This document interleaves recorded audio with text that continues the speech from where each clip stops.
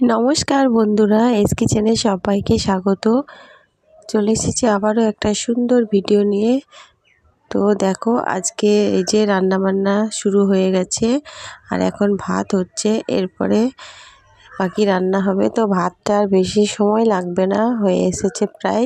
তো উনানে রান্না করছি, তোমরা তো সকলেই জানো। আর এই যে এখানে দেখছো, এখানে ডালটা এখন মসুর ডাল ছোঁক দিলাম।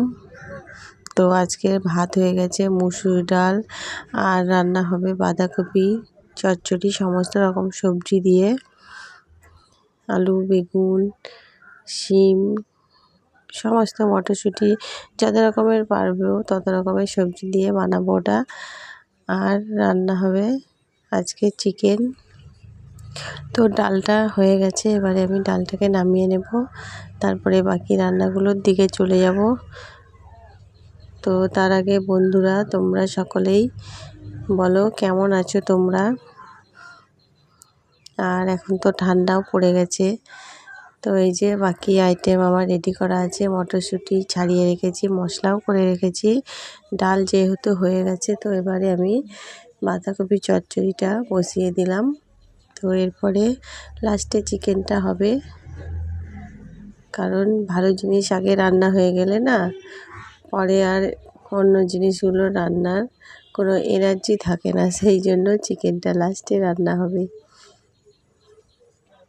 তো বাঁধাকপির চচ্চড়ি, শুধু বাঁধাকপিটা কমই হয় আমাদের বাড়িতে, বেশিরভাগ সমস্ত রকম সবজি দিয়ে চচ্চড়ি টাইপেরই রান্নাটা হয়।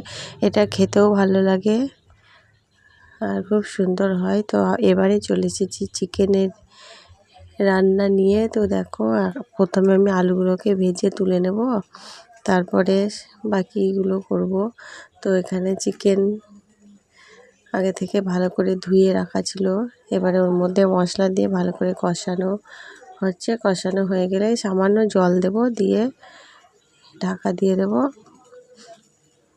আলুটা সেদ্ধ হয়ে গেলে নামিয়ে নেব।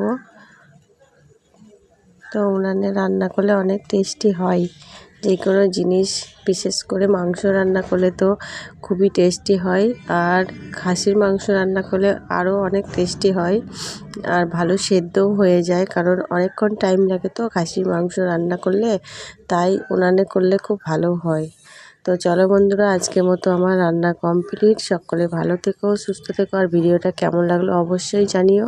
ভালো